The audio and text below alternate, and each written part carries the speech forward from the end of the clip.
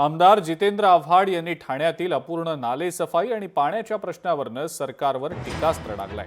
संपूर्ण ठाणे शहरात नाले सफाई ठप्प पडली असून नाल्यात अद्यापही जेसीबी उतरलेले नाहीत असं आव्हाड म्हणतायत। ज्या सिवरेजमध्ये 200 ते 300 कोटी रुपये गेले ती ठाणे पालिकेची सिवरेज स्कीम आहे तरी कुठे असा सवाल आव्हाडांनी विचारलाय। तर ठाण्यातले सर्वात जास्त श्रीमंत लोक हे घोडबंदर रोड इथं राहतात, त्या संपूर्ण घोडबंदरमध्ये पाणीच नाही। 45 वर्षांपासून आमच्याकडे स्वतःचा डम्पिंग ग्राउंड नाही, स्वतंत्र पाणी योजना सुद्धा नाही असंही आव्हाड म्हणताय।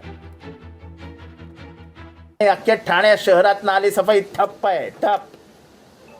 काय म्हणणं आहे आयुक्तांचं? आम्ही विचारणार होतो, आयुक्त नाही येत, नाही तर हा सगळा घेऊन गेलो असतो मी वरतीच। अरे कसली 31 मे? अजून जेसीबी नाही उतरले नाल्यामध्ये। कसली 31 मे? अधिकाऱ्यांना पैसे घाण्यात बसून वेळ नाही, तर हे कसली 31 मे पर्यंत उतरणार आहेत? अख्ख्या शहराला पाणी नाही, त्या पाण्याबद्दल कोणी बोलायला तयार आहे का? अख्खा घोडबंदर मध्ये पाणी नाही, अख्ख्या घोडबंदर मध्ये।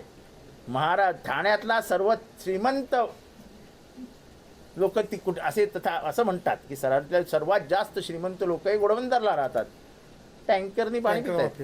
महानगरपालिकेकडे शौचालयच नाही, म्हणजे कचरा टाकायला जागाच नाही।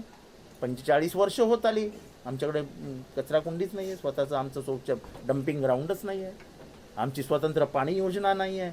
आम्ही श्रीमंत आहोत।